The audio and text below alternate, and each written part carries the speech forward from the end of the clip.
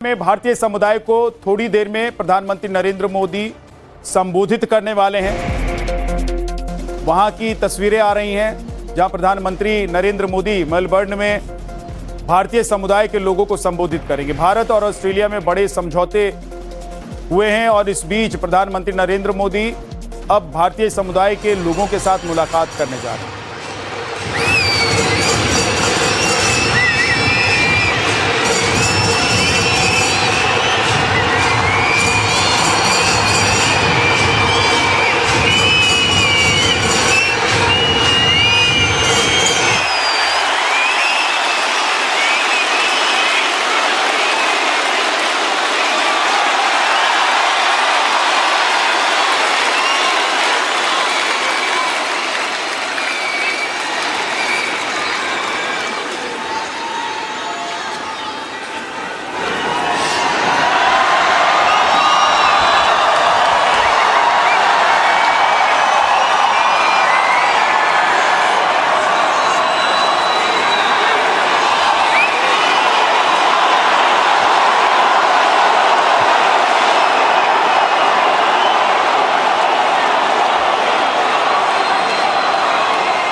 I would like to begin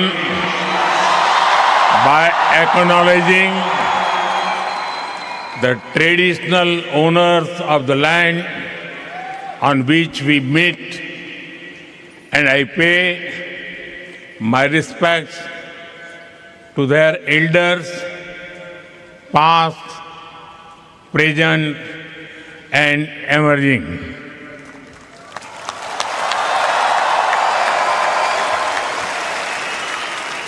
Vanakkam Melbourne,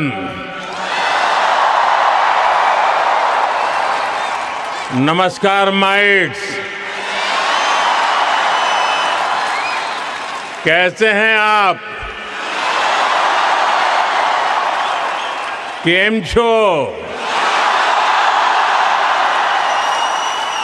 ये show Housefull है, blockbuster है।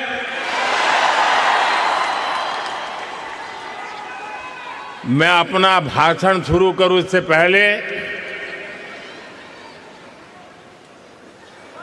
विक्टोरिया के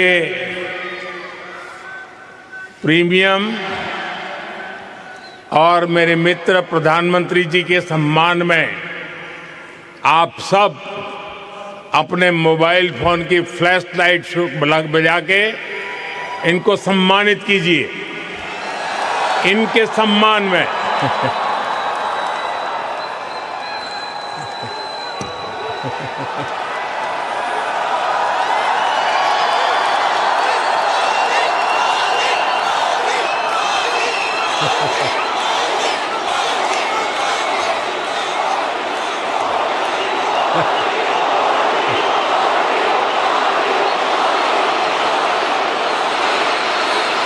साथियों,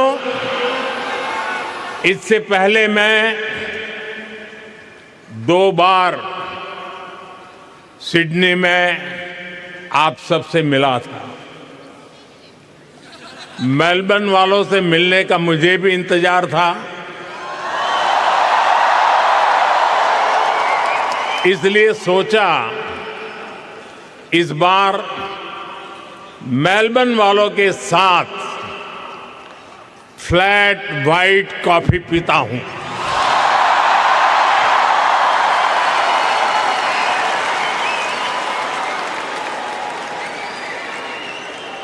साथियों,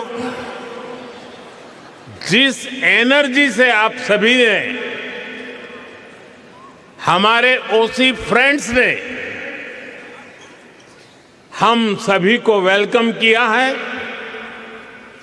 वो और भी अमेजिंग है।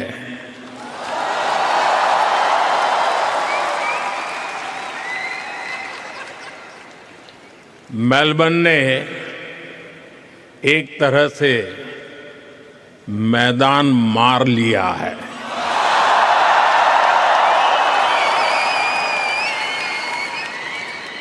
साथियों, मैं मेरे मित्र, भारत के मित्र प्राइम मिनिस्टर एंथनी अल्बनीसी का भी बहुत आभारी हूं।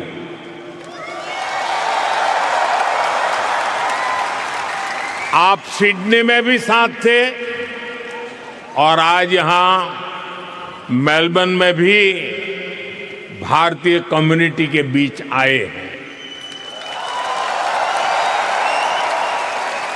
और ये एक प्रकार से फुल सर्कल हो गया है।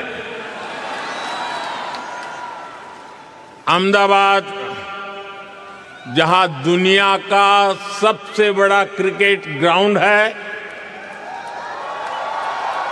और मेलबर्न जहां आइकॉनिक स्टेडियम है, हम दोनों साथ रहे हैं। और साथियों, हम सभी ने देखा है, प्राइम मिनिस्टर अल्बनीजी जब बोलते हैं तो भारतीयों के दिल और दिमाग में छा जाते हैं। सिडनी में भी आपने धूम मचाई थी और यहां भी आप छा गए। मैं विक्टोरिया की प्रीमियर का भी उनके ऊर्जा भरे शब्दों के लिए, भारत के प्रति इतने स्नेह से उन्होंने जो कहा, उसके लिए उनका भी हृदय से आभार व्यक्त करता हूं।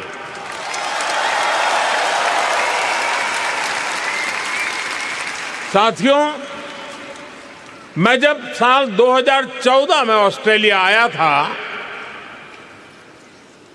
तो 28 साल के बाद भारत का कोई पीएम यहां पहुंचा था।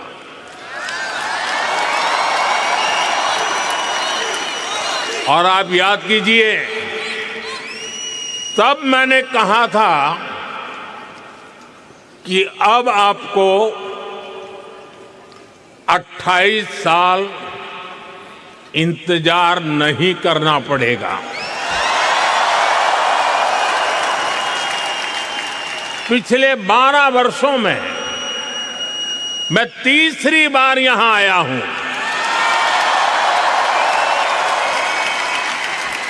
यानी इस बार हैट्रिक लगी है।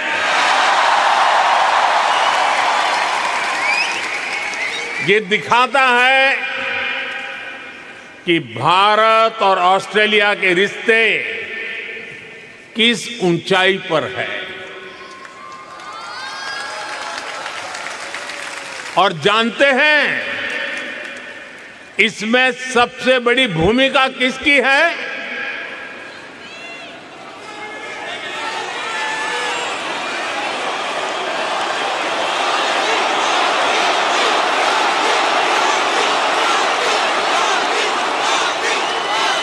मोदी की नहीं, इसमें आप सभी साथियों की भूमिका है। इंडियन डायस्पोरा की भूमिका है। साथियों, कहते हैं कि मेलबर्न शहर एक दिन में ही 4 सीजन के दर्शन करा देता है।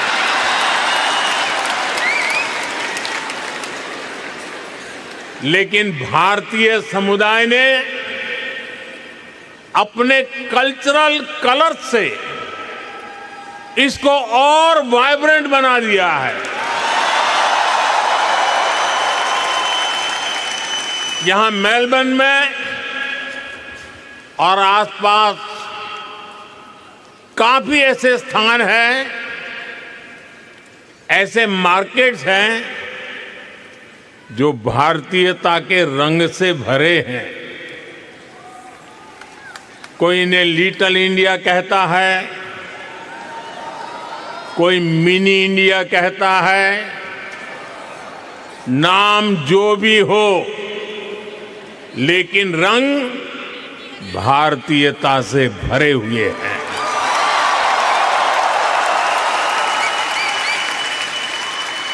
ऐसे ही एक मार्केट का वीडियो किसी ने मुझे दिखाया।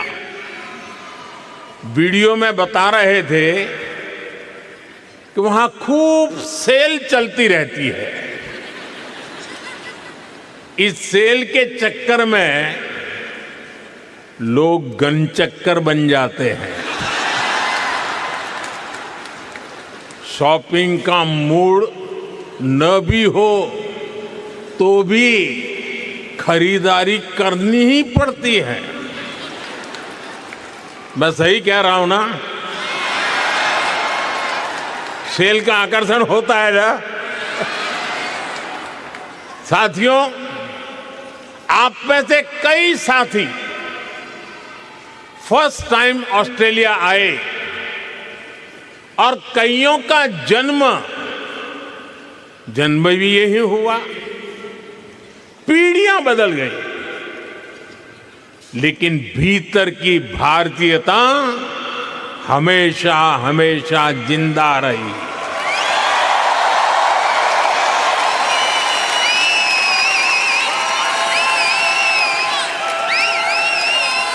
यहां कई सारे साथी ऐसे होंगे जिनके घर में कम से कम 2 टाइम जोन चलते हैं। यहां बच्चे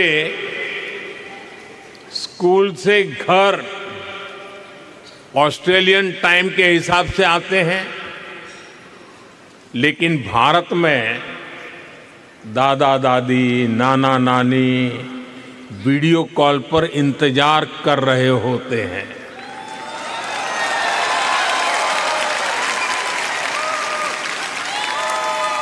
यहां वीकेंड होता है तो भारत में किसी शादी की लाइव स्ट्रीमिंग चल रही होती है।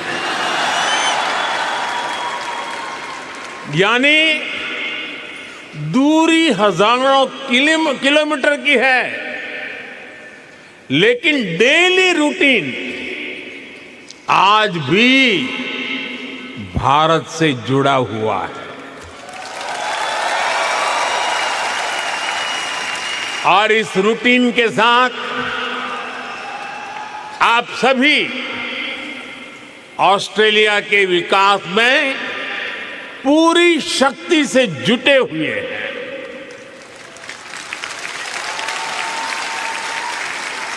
मुझे आप सब पर गर्व है।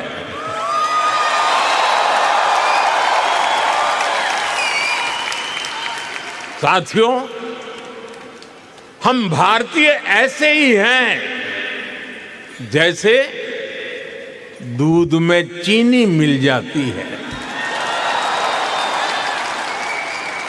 उसे और मीठा कर देती है। वैसे ही हम भारतीय दुनिया में अपने प्रेम का रंग घोलते रहते हैं।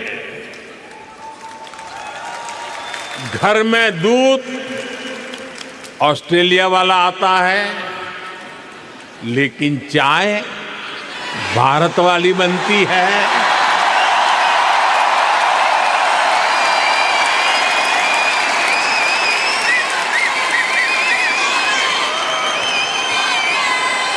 अरे चाय वाला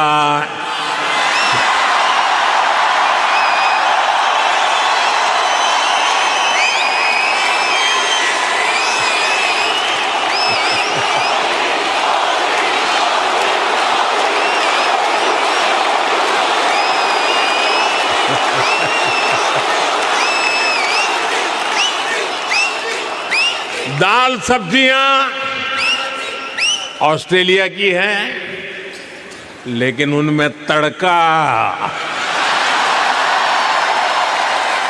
देसी मसालों का ही लगता है। साथियों, आपने सुना होगा भारत में आजकल भजन क्लबिंग का नया ट्रेंड चल रहा है। इसको हमारी जेन जी ड्राइव कर रही है। और यहां ऑस्ट्रेलिया में भी मैंने सुना है कि आपका वीकेंड आस्था और आध्यात्म से भरा रहता है। कहीं किसी के घर भगवान सत्यनारायण की कथा, कहीं गुरुद्वारे में अरदास, कहीं बच्चों द्वारा भांगड़ा या भारतनाट्यम की प्रस्तुति, कहीं कोई क्रिकेट टूर्नामेंट चल रहा होता है। और अब तो इंडियन फिल्म फेस्टिवल भी यहां आ गया है। कुछ दिन बाद ही मेलबर्न में इंडियन फिल्म फेस्टिवल शुरू होने वाला है। मैं इसके सफल आयोजन की आपको अभी से शुभकामनाएं देता हूं।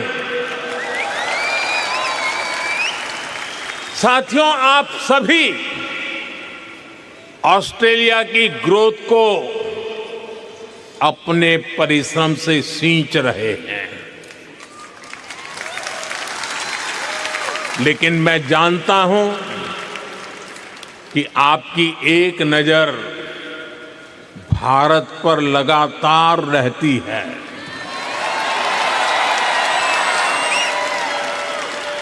भारत क्या कर रहा है, भारत की प्रगति, भारत की गति, इसकी खोज खबर आप लेते रहते हैं। साथियों, 21वीं सदी का भारत आज विकसित होने के लक्ष्य पर काम कर रहा है।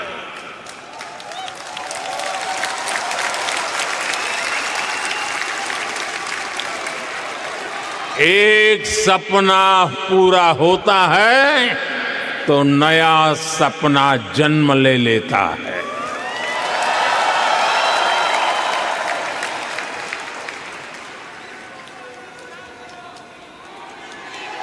पहले कहते थे एक दीप से जले दूसरा, जलते दीप हजार। आज मैं कहता हूं, एक सपने से जन्मे दूसरा सपना, सपने जन्मे हजार।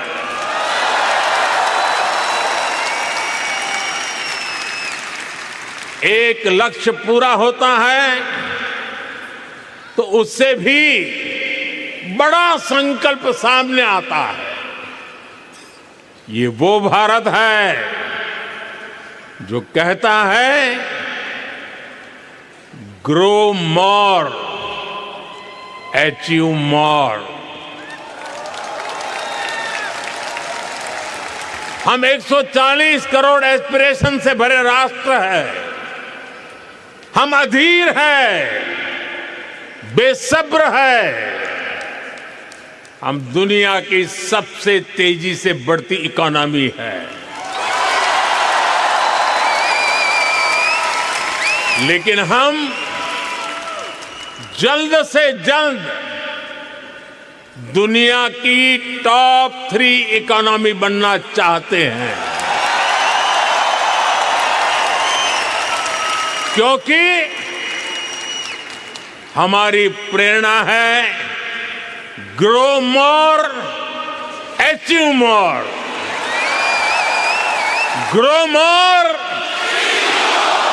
Grow more, grow more. साथियों, आपने भी देखा है, भारत ने मून के साउथ पोल पर चंद्रयान लैंड कराया।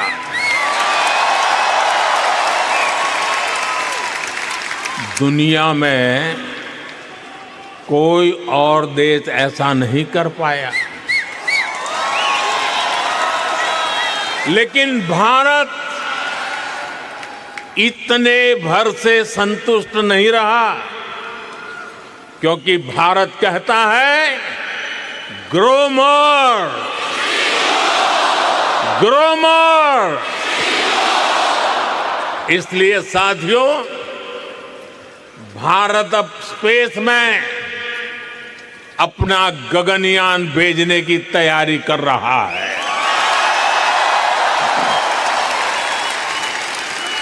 भारत अब अपना स्पेस स्टेशन बनाने के लक्ष्य पर चल रहा है। साथियों, कुछ साल पहले तक 5G टेक्नोलॉजी को लेकर बड़े सवाल देश के सामने थे। कब लॉन्च होगी, कैसे रोल आउट होगा, कितना समय लग जाएगा।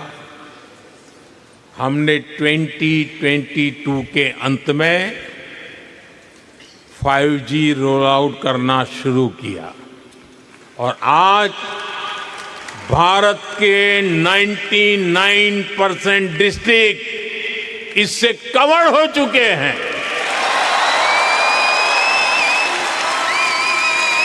और आपको खुशी होगी दोस्तों, भारत 5G का फास्टेस्ट रोल आउट करने वाले देशों में से एक देश है।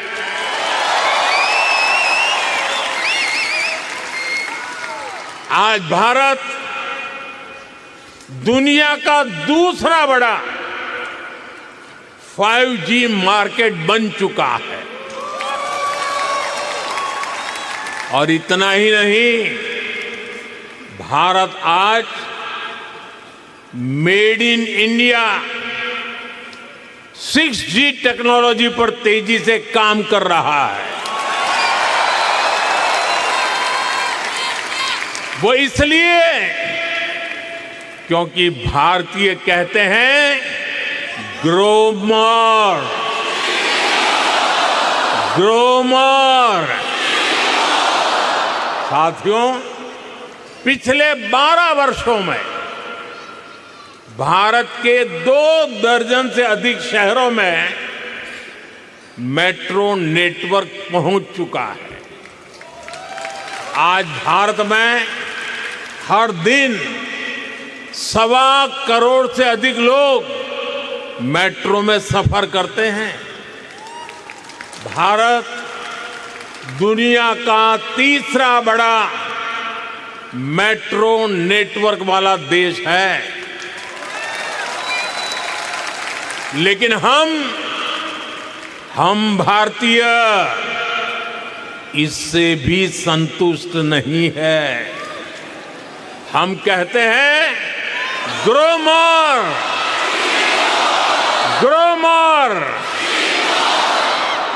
इसलिए हम भारत में नमो भारत रैपिड रेल और वंदे भारत जैसे सेमी हाई स्पीड नेटवर्क को तेजी से बढ़ा रहे हैं। एक और उदाहरण मेक इन इंडिया का है। बीते 12 वर्षों में make in India global brand बन गया है। हमारे मोबाइल फोन, हमारे इलेक्ट्रॉनिक्स दुनिया भर में पहुंचे। हमारे ऑटोमोबाइल, हमारे फार्मा प्रोडक्ट्स का ग्लोबली और विस्तार हुआ। भारत के डिफेंस प्लेटफॉर्म की कैपेबिलिटी और क्रेडिबिलिटी दुनिया देख रही है।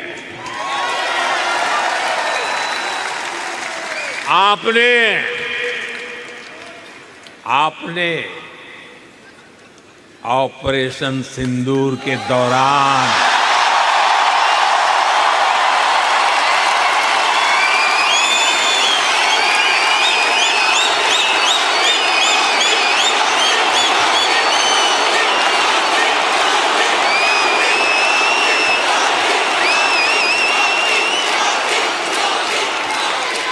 ऑपरेशन सिंदूर के दौरान डेमो तो देख ही लिया होगा।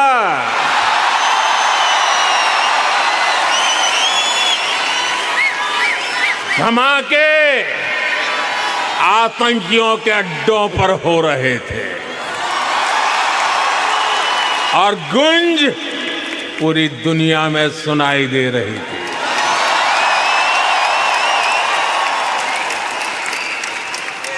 टेरर कैंप पर इस करारे प्रहार से आपको गर्व हुआ कि नहीं हुआ? हुआ कि नहीं हुआ? साथियों,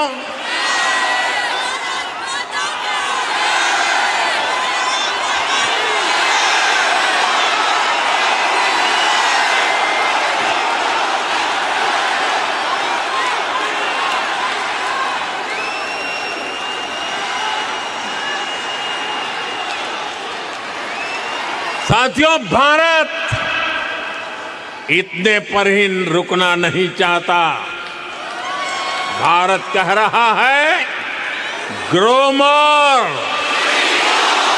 ग्रो मोर।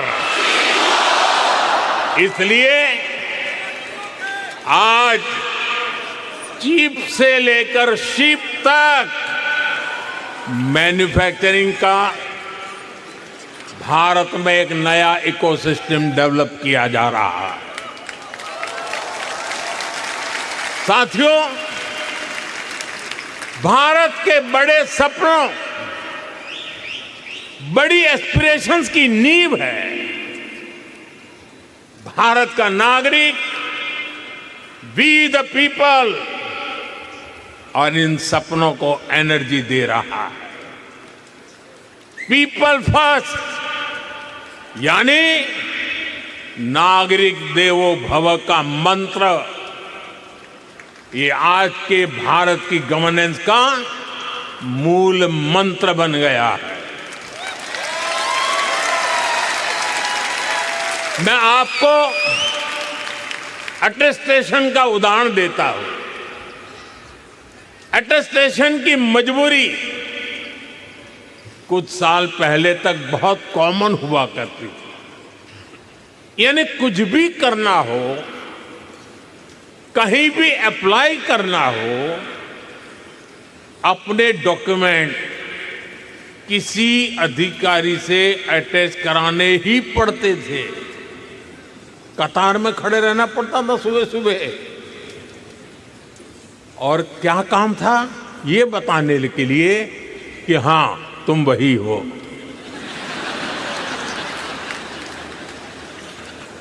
हमारे लिए तो नागरिक देवो भव अब ये स्थिति नहीं है।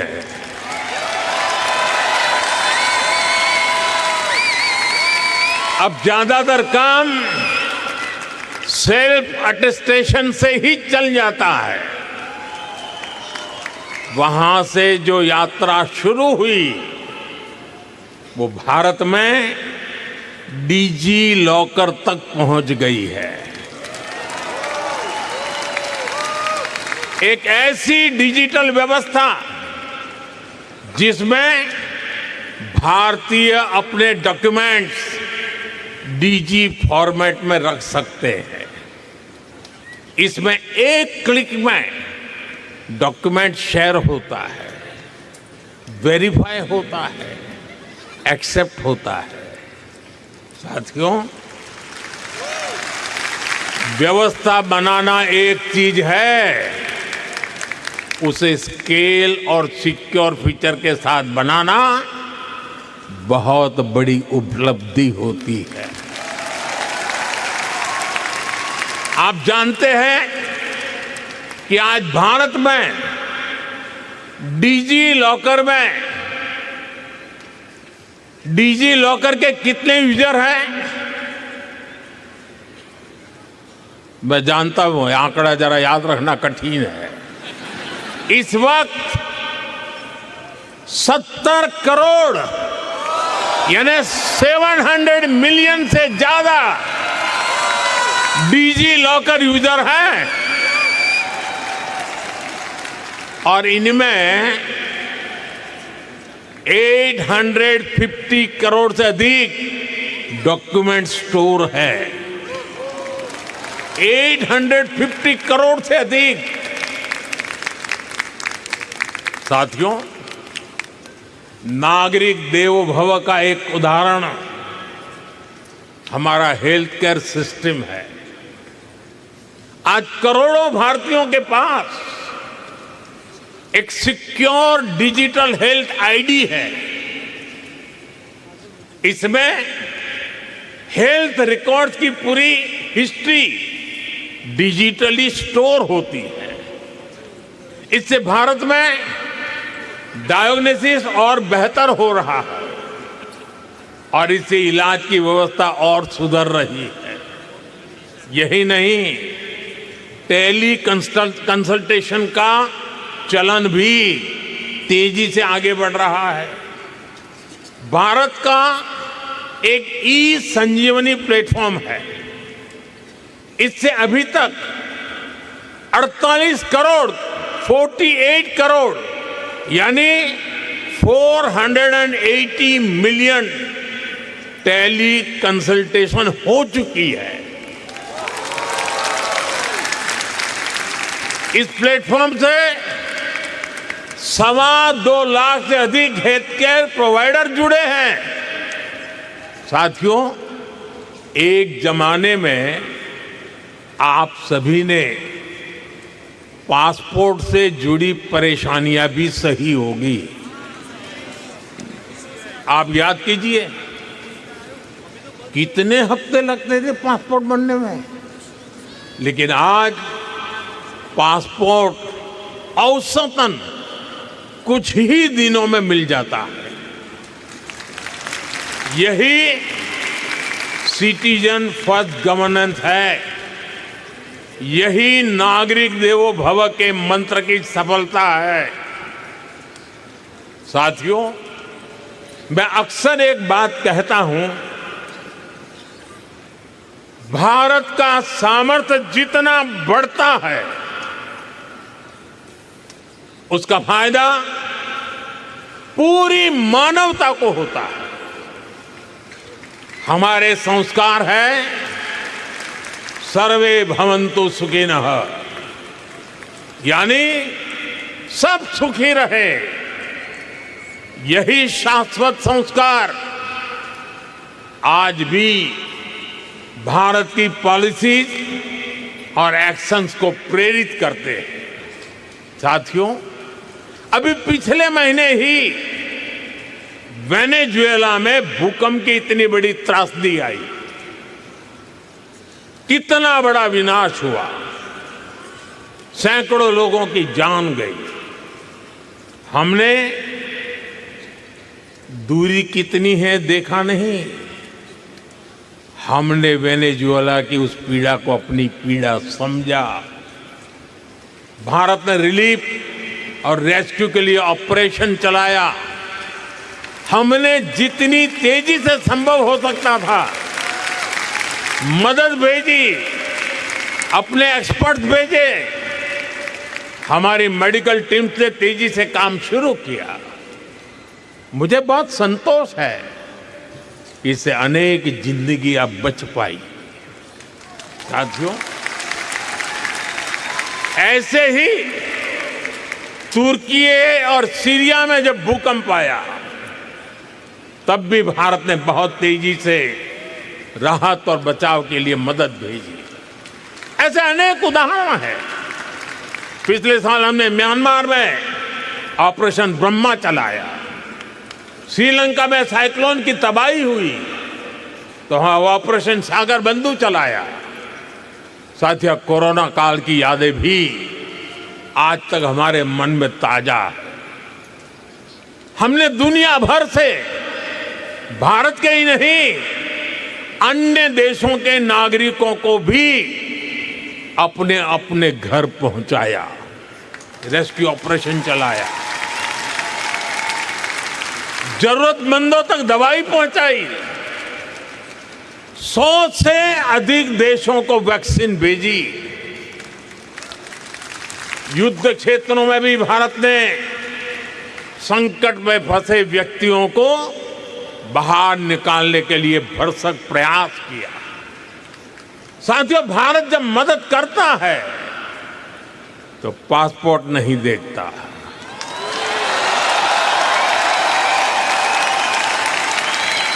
भारत जब मदद भेजता है तो पासपोर्ट का रंग नहीं देखता। इसलिए दुनिया भी भारत पर इतना विश्वास करती है। साथियों, मैं जानता हूं कि मानवता के हित में काम करने में ऑस्ट्रेलिया की भी बहुत बड़ी भूमिका है। ये हम दोनों देशों की पार्टनरशिप का एक अहम पिलर है और हम दोनों देशों की साझेदारी को एक और सेक्टर मजबूती देता है। ये सेक्टर है स्पोर्ट्स, खेलकूद। स्पोर्ट्स की दुनिया में ऑस्ट्रेलिया अपने आप में एक ब्रांड है। लेकिन भारत में भी स्पोर्ट्स इकोसिस्टम ट्रांसफॉर्म हो रहा है। साथियों, आपने खेलो इंडिया मिशन का नाम सुना होगा। ये सिर्फ एक स्पोर्ट्स पॉलिसी नहीं है, ये अभियान स्कूल लेवल से ही हजारों खिलाड़ियों का एक पूल तैयार कर रहा है। भारत में school, university, national level, school level खेलो इंडिया गेम्स होते हैं। इनमें लाखों एथलीट्स पार्टिसिपेट करते हैं। इस मिशन के तहत भारत के रिमोट एरियाज में भी स्पोर्ट्स इंफ्रा तैयार किया जा रहा है। इससे ज्यादा से ज्यादा एथलीट्स को, खास तौर पर हमारी बेटियों को ज्यादातर अवसर मिल रहे हैं। और ये सिर्फ शहरों तक सीमित नहीं है। सांसद खेल महाकुंभ जैसे आयोजनों से गांव-गांव में स्पोर्ट्स को फिटनेस से जोड़ा जा रहा है, करियर अपॉर्चुनिटीज से कनेक्ट किया जा रहा है। और ये जो कुछ भी हो रहा है, इसका इंपैक्ट फील्ड में दिख रहा है। भारत के एथलीट्स, भारत की टीम्स बेटर से बेस्ट होती जा रही है। साथियों, यही कॉन्फिडेंस भारत को स्पोर्टिंग लीग के नेक्स्ट लेवल पर ले जा रहा है। 2030 कॉमनवेल्थ गेम्स भारत होस्ट कर रहा है।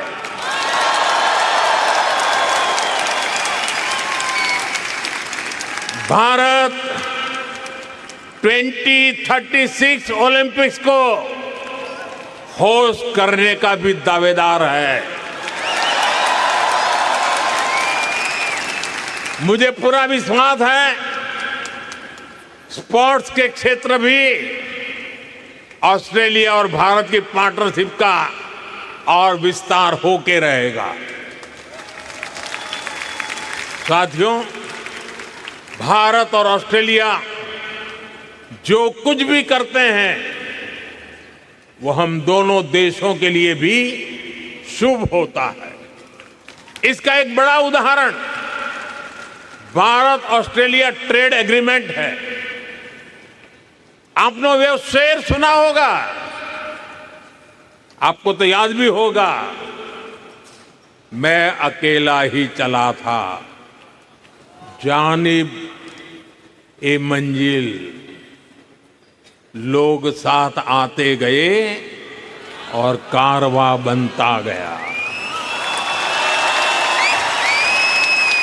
ऐसे ही भारत और ऑस्ट्रेलिया का एग्रीमेंट एक शुरुआत थी और आज ये कारवां दुनिया के लगभग 40 देशों के साथ ट्रेड एग्रीमेंट तक पहुंच चुका है। साथियों, हम केवल ट्रेडिंग नेशन नहीं है, हम इनोवेशन को, साइंस एंड टेक्नोलॉजी को महत्व देते हैं। ऑस्ट्रेलिया की अनेक उपलब्धियां हैं। Hearing implant, wifi, cervical cancer vaccine, flight black box, secret ballot voting, ऐसे कितने इनोवेशंस हैं जिनमें ऑस्ट्रेलिया का एक बड़ा रोल रहा है। और आज ये पूरी दुनिया को बेहतर बनाने का काम कर रहे हैं। साथियों, ऐसे ही भारत भी अपने साइंस, टेक और इनोवेशन इकोसिस्टम को ट्रांसफॉर्म कर रहा है। आपको ये जानकर खुशी होगी, आज भारत के 10,000 स्कूलों में अटल टिंकरिंग लैब चल रही है। ये स्कूल लेवल पर ही इनोवेशन का माइंडसेट तैयार कर रही है। बीते 12 वर्षों में भारत दुनिया का तीसरा बड़ा स्टार्टअप इकोसिस्टम बन गया है। लेकिन मैं नंबर बताऊंगा तो आप भी हैरान रह जाएंगे। आप डेटा सुनना चाहेंगे तो बताऊं, आज भारत में 2 लाख से अधिक रजिस्टर्ड स्टार्टअप्स हैं। भारत में हर महीने 4,000 से ज्यादा नए स्टार्टअप रजिस्टर हो रहे हैं। और डिफेंस और स्पेस जैसे सेक्टर में भी सैकड़ों स्टार्टअप काम कर रहे हैं। इनके उदाहरण मैं इसलिए दे रहा हूं क्योंकि ये सारे सेक्टर पहले भारत में बंद थे। कुछ साल पहले ही इनको प्राइवेट एंटरप्रेन्योरशिप के लिए खोला गया। और आप देखिए, भारत का एक स्पेस स्टार्टअप बहुत जल्द अपने रॉकेट में पहली बार सैटेलाइट लॉन्च करने जा रहा है। साथियों, मुझे खुशी है कि एजुकेशन, स्किल, इनोवेशन में भारत और ऑस्ट्रेलिया का रिश्ता और गहरा हो रहा है और मजबूत हो रहा है। आज ऑस्ट्रेलिया में हजारों भारतीय स्टूडेंट पढ़ रहे हैं और अब ऑस्ट्रेलियन यूनिवर्सिटीज भारत में भी अपने कैंपस खोल रही है। डिकीन और वुलांगोंग यूनिवर्सिटी के कैंपस शुरू हो चुके हैं और भी ऑस्ट्रेलियन यूनिवर्सिटीज इस तरफ आगे बढ़ रही है। और ये केवल नए कैंपस खोलने तक की बात नहीं है, ये दुनिया को स्किल, इनोवेटिव टैलेंट देने का, ग्लोबल लीडरशिप तैयार करने का भी अभियान है। साथियों, भारत की इतनी सारी बातें मैंने आपके बाद की है। अब मैं आपसे एक आग्रह भी करूंगा। करूं? करोगे? मेरी बात मानोगे? वादा? कुछ समय पहले हमने हमारी प्रवासी कम्युनिटी के बच्चों के लिए भारत को जानो क्विज की शुरुआत की है। ये क्विज दुनिया को भारत की डायवर्सिटी से परिचित कराती है और साथ ही भारतीय कम्युनिटी के परिवारों को अपनी विरासत से जोड़ती है। मुझे जानकर अच्छा लगा कि इस साल ऑस्ट्रेलिया में बहुत सारे युवा साथियों ने इस कार्यक्रम के कर्टन रेजर में पार्टिसिपेट किया। अब इस कंपटीशन के 6th एडिशन की शुरुआत होने जा रही है। इस बार गेमिफाइड मोड में बहुत से कंपटीशन होने जा रहे हैं। मैं ऑस्ट्रेलिया में भारतीय कम्युनिटी के सभी परिवारों से आग्रह करूंगा कि इसमें जरूर हिस्सा लें, लेकिन साथ साथ आप ऑस्ट्रेलिया के दोस्तों को भी, आपके स्कूल में पढ़ने वाले साथियों को, कॉलेज में पढ़ने वाले साथियों को, उनको भी इस कंपटीशन में जरूर जोड़ें। करेंगे? भूल गए? करेंगे? साथियों, आप सभी ने भारत ऑस्ट्रेलिया के रिश्तों को मजबूत बनाने में बहुत मेहनत की है, बहुत योगदान दिया है, लेकिन आपका काम यहां खत्म नहीं हुआ है, बल्कि यहां से आपकी जिम्मेदारियां और बढ़ गई है। अब भारत और ऑस्ट्रेलिया की पार्टनरशिप का एक अलग ही फेज शुरू हो रहा है। इसलिए आप ऐसे ही भारत ऑस्ट्रेलिया संबंधों को अपने जोश से भरते रहिए, चौके छक्के मारते रहिए। आपकी सफलता में ही भारत और ऑस्ट्रेलिया की सफलता है।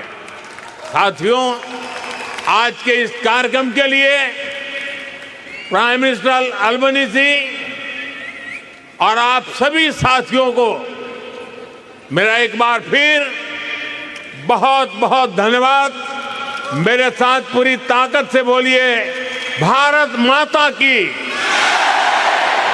भारत माता की, भारत माता की, वंदे वंदे वंदे वंदे वंदे वंदे वंदे वंदे वंदे वंदे।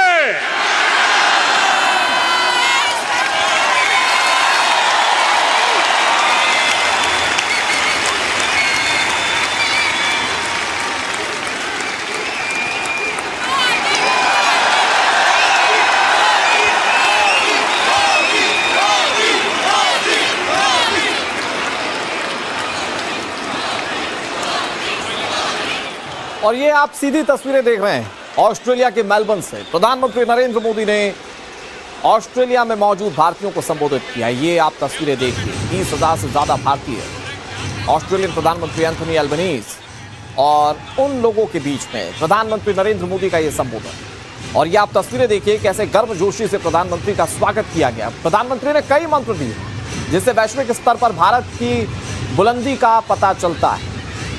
उन्होंने बताया कि कैसे अमेरिका और कैसे ऑस्ट्रेलिया और भारत दोनों साथ मिलकर आगे बढ़ सकते हैं, क्योंकि इससे पहले कई सारे करार, कई सारे समझौते भारत और ऑस्ट्रेलिया के बीच में हुए, लेकिन यहाँ पर पीएम नरेंद्र मोदी ने भारत और ऑस्ट्रेलिया के दोस्ती को लेकर कई बातें कही।